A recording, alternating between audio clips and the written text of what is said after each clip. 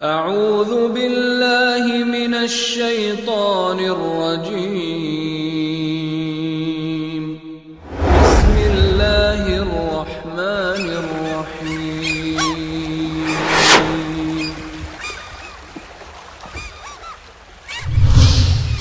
كنتم خير أمة أخرجت للناس تأمرون بالمعروف وتنهون عن المنكر وتؤمنون بالله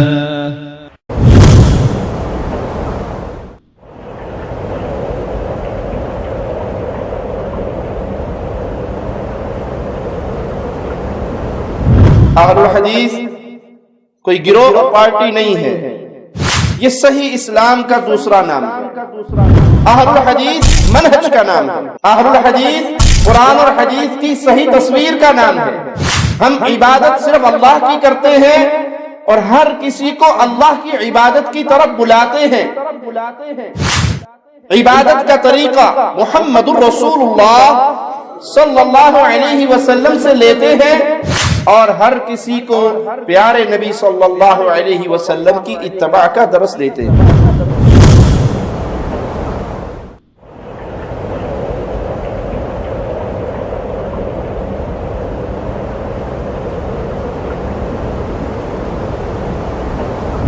سائل کہتا ہے کہ آپ کے بیان یا باقی فرقے والے لوگ بھی سن سکتے ہیں، ممتاز قادری صاحب نے جو عمل کیا ان کا یہ عمل کیسا ہے؟ اسلام میں گستاخ رسول کی کیا سزا ہے؟ مجھے ایک شخص نے کہا کہ داڑھی رکھنے کا کوئی فائدہ نہیں، داڑھی دل میں ہوتی۔ وما ارسلنا من قبلك الا رجالا نوحي الیہم فاسألوا اہل الذکر ان کنتم لا تعلمون۔ سائل کہتا ہے ممتاز قادری صاحب نے جو عمل کیا ان کا یہ عمل کیسا ہے؟ اسلام میں گستاخ رسول کی کیا سزا ہے؟ گستاخ رسول اسلام میں واجب القتل ہے۔ جو نبی صلی اللہ علیہ وسلم کی توہین کرے وہ واجب القتل ہے، اس میں کوئی شک نہیں، اس میں کوئی دو رائے نہیں، یہ متفقہ فیصلہ ہے اہل ایمان کا، اس میں کوئی اختلاف نہیں ہے کہ کوئی شخص پیارے نبی محمد الرسول اللہ صلی اللہ علیہ وسلم کی شان میں گستاخی کرتا ہے تو اس کو دھرتی پہ جینے کا حق نہیں ہے، دھرتی اسے قبول نہیں کرتی، کسی اور کا تو کیا کہنا۔ ایک شخص نصرانی تھا، مسلمان ہو گیا اور کاتب بن گیا، لکھا کرتا تھا نبی صلی اللہ علیہ وسلم کے لیے، پھر مرتد ہو گیا اور دوبارہ اس نے نصرانیت کو قبول کر لیا، مر گیا، اس کو زمین میں دفن کیا گیا۔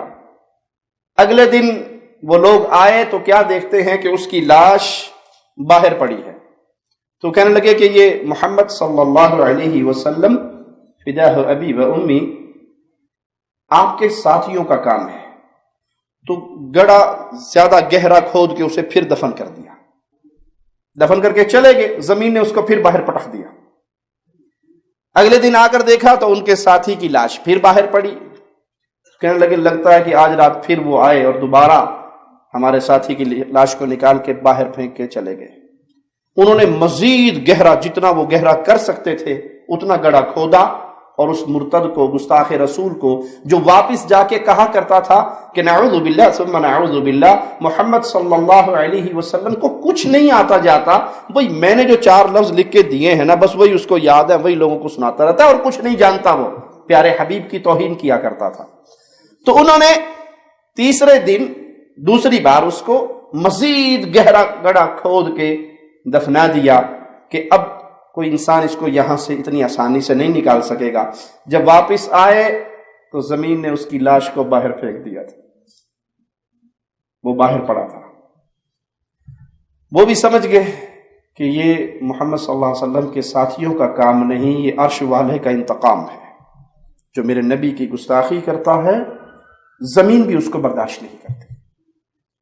پیارے نبی کی عزت اتنی عظیم ہے، رب کے جانور بھی محمد کریم کے لیے انتقام لیا کرتے ہیں صلی اللہ علیہ وسلم۔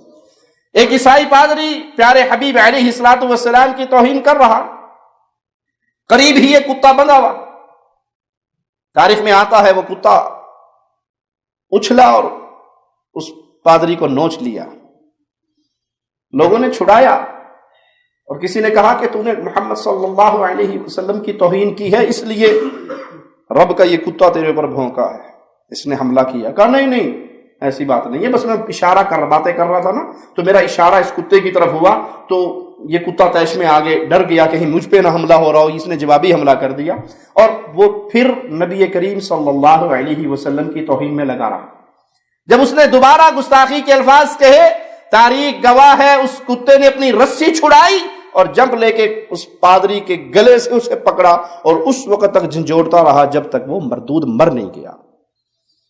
پیارے نبی کی شان، پیارے نبی کے گستاخ کو نہ زمین برداشت کرتی ہے نہ رب کے جانور برداشت کرتے ہیں، اس میں کوئی شک نہیں۔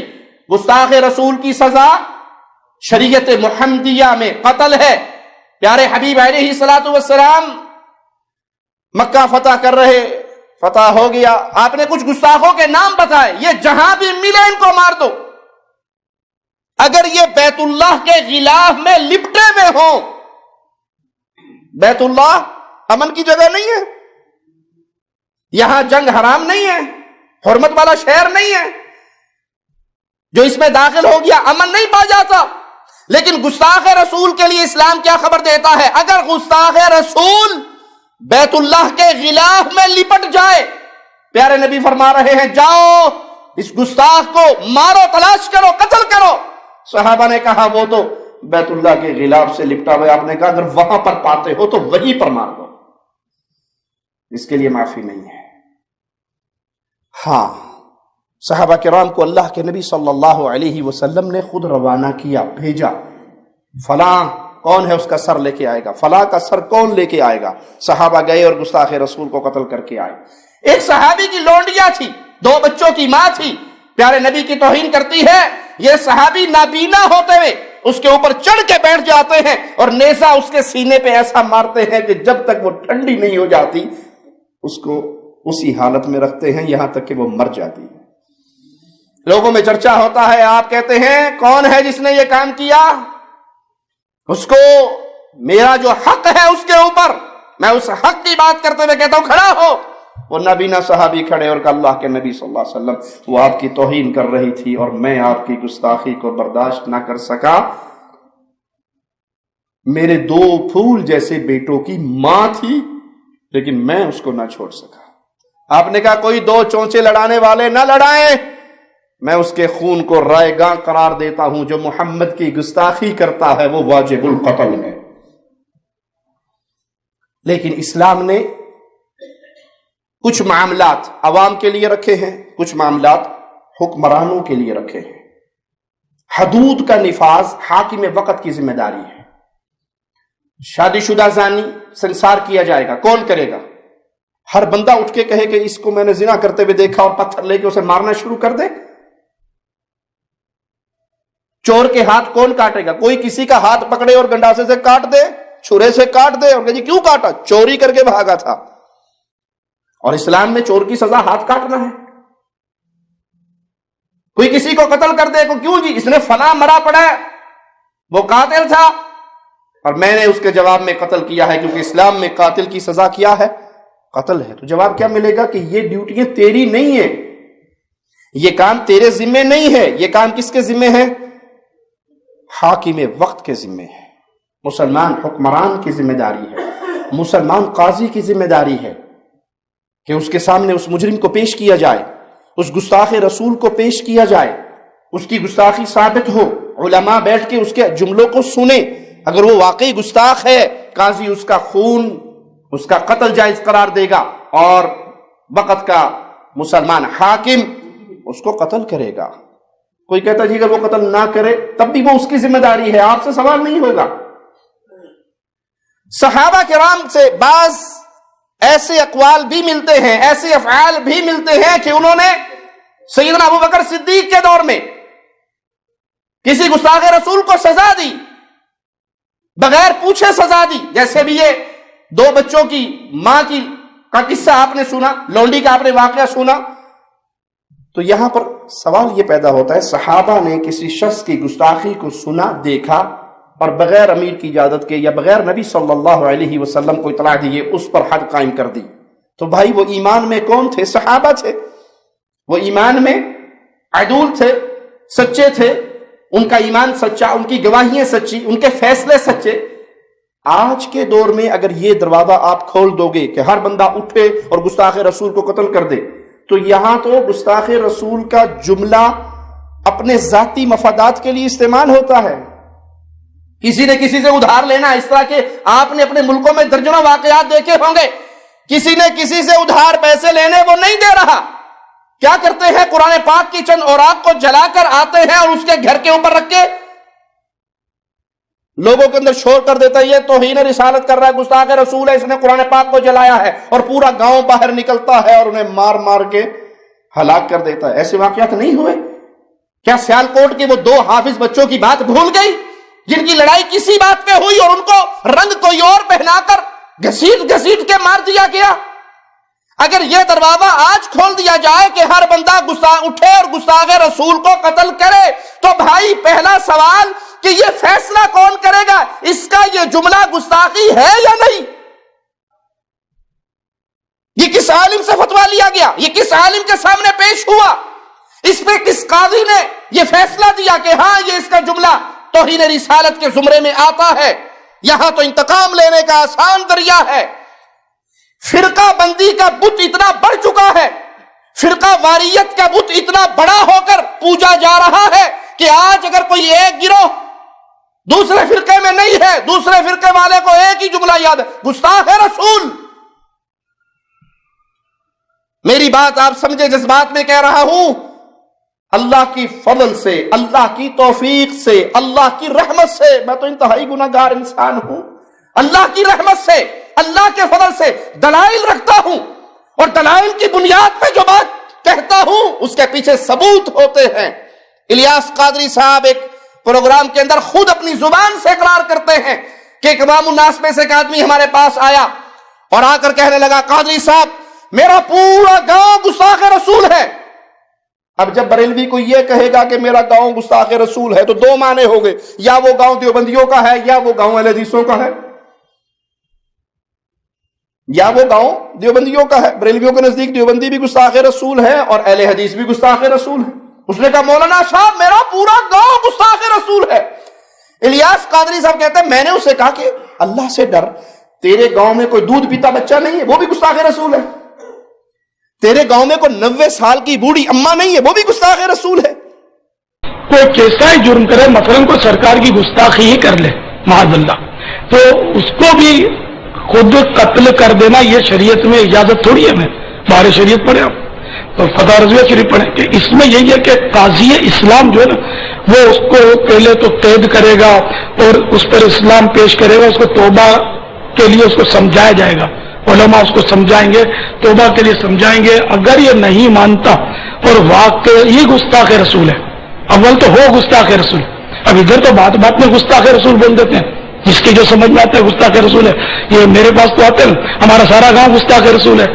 ارے اللہ کے بندے 100 سال کی بڑھیا بھی گستاخ رسول اور دودھ پیتا بچہ بھی گستاخ رسول. یار کچھ کیا بول رہے ہو، کچھ تو کرو یار.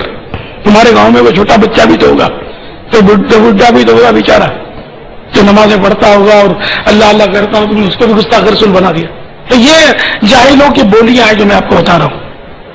تو اگر ہو واقعی کو گستاخ رسول تو اس کو بھی ہم نے اجازت نہیں کہ ہم اس پر کوئی مار دھاڑ کر دیں، ہم قانون کے حوالے کا. ٹھیک ہے، آپ بولو گے یوں ہو جائے گا، پولیس یوں کرے گی، اس کو رشوت ملے گی، آپ اس کے مکلف نہیں ہیں. تو وہ پولیس کے ساتھ کیا کرے؟ پہلے بھی یہ باتیں آئی تھی کہ ہم چور کو پکڑ لیں گے، یہ پچھلے دروازے سے نکل جائے گا رشوت دے کر. لیکن ہر تھانے میں ایسے نہیں ہوتے. میں ایسے پولیس والوں کو میں خود جانتا ہوں، افسروں کو، کہ جو مطلب ہے کہ بہت بچ کر چلتے ہیں رشوتوں سے، اور قانون بھلے ان کو ترقیاں زیادہ نہیں ہوتی لیکن وہ کڑک ہوتے ہیں اور وہ قانون پر عمل کرتے ہیں، رشوتوں سے بچتے ہیں. ایسے ہیں اللہ کے بندے. ایسا نہیں ہے کہ بالکل ہر پولیس والا رشوت خور ہے ہمارا، ورنہ تو یہ ملک ہمارا کبھی کا تباہ ہو جاتا. اچھے لوگ نہیں ہیں ایسا نہیں ہے، الحمدللہ ایک سے ایک سمجھدار، عقل مند اور وطن عزیز سے محبت کرنے والے موجود ہیں. تو اس لیے چھوٹے سے چھوٹا جرم ہو، بڑے سے بڑا جرم، میں آپ سب کو یہی عرض کروں گا کہ اپنے ہاتھ میں قانون نہ لیں، کیونکہ آپ اپنے ہاتھ میں قانون لوگے قانون آپ کو پکڑ لے گا. یہاں قانون یہ ہے، قانون آپ کو پکڑ لے گا اور آپ کہیں کے نہیں رہو گے، آپ مارے جاؤ گے. تو اس لیے اپنے آپ کو ہلاکت پر پیش کرنے کی بھی اجازت نہیں ہے، تو قانون کے حوالے کر دیں. آج تو گستاخ رسول کے جملے کو اپنی نفسانی خواہشات پورا کرنے کے لیے استعمال کیا جاتا ہے. فرقہ واریت کے بت کی آگ کو ٹھنڈا کرنے کے لیے یہ جملے استعمال ہوتے ہیں. دیوبندی بریلوی پہ فتویٰ لگاتا ہے، بریلوی اہل حدیث پہ لگاتا ہے، شیعہ سب پہ لگاتا ہے، سب شیعوں پہ لگاتے ہیں. یہاں تو فرقہ واریت کی جنگ ہے. ہر گروہ دوسرے گروہ کو گستاخ رسول سمجھتا ہے، ہر پارٹی دوسری پارٹی کو گستاخ رسول سمجھتی ہے. اگر یہ اختیار عوام کو دے دیا جائے کہ ہر کوئی اٹھے اور گستاخ رسول کو قتل کرے تو پھر خانہ جنگی نہیں ہو جائے گی ملک کے اندر. یہ عوام کا اختیار نہیں. ممتاز قادری صاحب نے جو کیا وہ ایک شخص تھا عوام میں سے. کوکب نورانی وہ اہل حدیث اور دیوبندیوں دونوں کو دھمکی دیتے ہوئے کہتا ہے کہ قادری کے جنازے میں وہ بھی آئے تھے جو خود گستاخ رسول ہیں. انا للہ و انا الیہ راجعون. گیا ہے وہ کہتے ہیں نا، غازی تیرے خون سے انقلاب آئے گا. تو وہ اس کا خون اب رنگ لائے گا انشاءاللہ. اب اس ملک میں کسی کو نبی کے خلاف بات کرنے کی جرت نہیں ہونی چاہیے. اور دوسرے بھی آ گئے جو خود گستاخیاں کرتے ہیں، وہ بھی پہنچ گئے ٹھیکیدار بن کے. تو سن لیں، وہ ان کو بھی کان ہو جانے چاہیے. سنی اب جاگ رہے ہیں اور اللہ ان کو جگائے رکھے. قادری کے جنازے میں وہ بھی آئے جو خود گستاخ رسول ہیں. کئی اہل حدیث مولوی بھی گئے، اللہ ان کو ہدایت دے، اور کئی دیوبندی مولوی بھی گئے. اب اس نے کہا کہ خیال رکھنا جنازے میں آنے سے کچھ نہیں ہوتا، سنی قوم جاگ گئی، تمہاری باری بھی آنے والی ہے. کیا معنی؟ یہ دھمکیاں نہیں ہے کہ اب سنی قوم جاگ گئی ہے، ہر گھر سے ممتاز قادری نکلے گا اور ہر گستاخ رسول کو مار دے گا. بھائی ان کے مذہب کے مطابق جو شخص یہ کہے کہ محمد صلی اللہ علیہ وسلم نور من نور اللہ نہیں، بشر انسان اولاد آدم میں سے ہے، یہ گستاخ رسول واجب القتل ہے. اگر یہ اختیار عوام الناس کو مل جائے کہ فتوے لگاؤ، مولویوں سے فتوے لو اور فائرنگ شروع کر دو، تو ان کے مذہب کی بنیاد رکھنے والوں نے اہل توحید کو صرف گستاخ رسول نہیں کہا، اہل توحید کی مساجد کے بارے میں کیا کہا مجھ سے سنو. احمد رضا خان بریلوی، ملفوظات احمد رضا میں ان سے سوال ہوتا ہے کہ وہابیوں کی مسجد کے بارے میں آپ کا کیا خیال ہے؟ جواب میں خان صاحب فرماتے ہیں کافروں کے گھر کی مانند ہے. وہابیوں کی مسجد کفار کے گھر کی مانند ہے. یہ ابھی 1 مہینہ پہلے بلوچستان میں اللہ ہمارے شیخ ابو تراب امیر مرکزی جمعیت اہل حدیث، سینئر نائب امیر ہیں مرکزی جمعیت اہل حدیث پاکستان کے، ان پہ رحمت فرمائے، وہ مسجد بنا رہے بلوچستان میں، اور اسی طرح کے فتوے قادری صاحب کی کتابوں سے پڑھ کر، اپنے مولویوں سے سن کر، پنج پیریوں سے سن کر لوگ آئے اور آ کے ان کی مسجد پہ بارود فٹ کر کے دھماکے سے اڑا دی. یہ مانسیرا کے قریب ہمارے شیخ عمر خطاب حفظہ اللہ، جنہوں نے اپنی جیب سے، اپنی ذاتی پیسے سے مسجد بنائی، مانسیرا کے قریب ایک گاؤں میں مولویوں کے فتوے سن کے لوگ آئے، مسجد کو جلا کے راکھ کر دیا. یہ حیدرآباد کے قریب منا بھائی ہمارے اس درس میں آتے ہیں اکثر، اور اللہ کی رحمت سے اس درس میں آنے کے بعد ان کے دل میں شوق پیدا ہوا، تو میں نے درخواست دی کہ اپنے علاقے میں مسجد بنائیے، اللہ کا گھر بنائیے. انہوں نے مجھے وہ تصویریں اور ویڈیو لا کے دکھائی کہ شیخ آپ کے کہنے پہ الحمدللہ میں نے اپنی ذاتی زمین پہ کسی سے 1 ریال 1 روپیہ چندہ نہیں لیا، اپنی جیب کے پیسے سے مسجد بنائی اور اہل بدعت اور اہل شرک کھڑے ہوئے اور مسجد کو آگ لگا دی. یہ مانسیرا کی مسجد میں قرآن شہید ہوئے. یہ بلوچستان کی مسجد جو اللہ کا گھر بن رہا تھا انہی مولویوں کے فتووں سے اس کو جلایا گیا, دھماکوں سے اڑایا گیا. یہ فتنہ نہیں ہے کہ آپ جس کو مرضی اختیار دے دیں.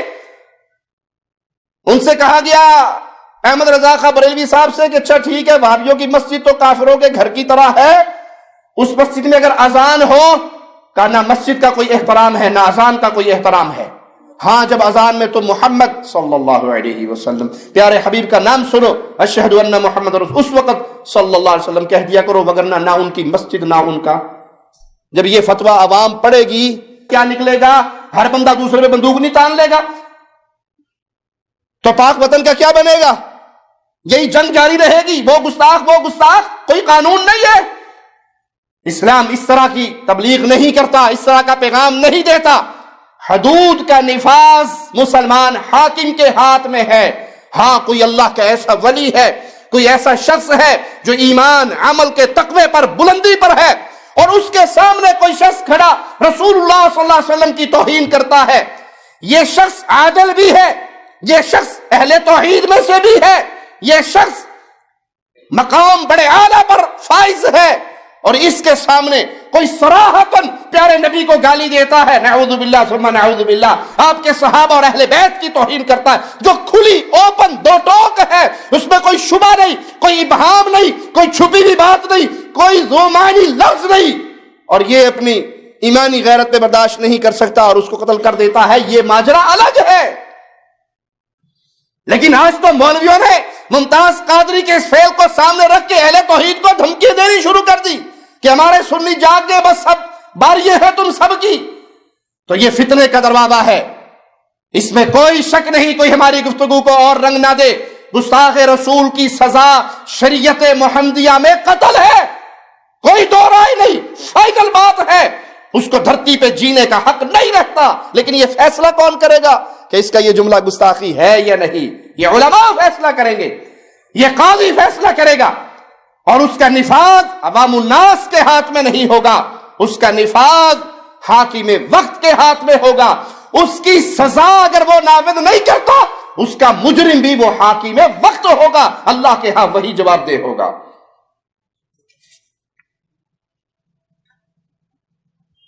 کیا واجب القتل کو قتل کیا جائے تو قصاصاً اس کو قتل کیا جائے گا؟ واجب القتل کو قتل کرنا حاکم وقت کی ذمہ داری ہے.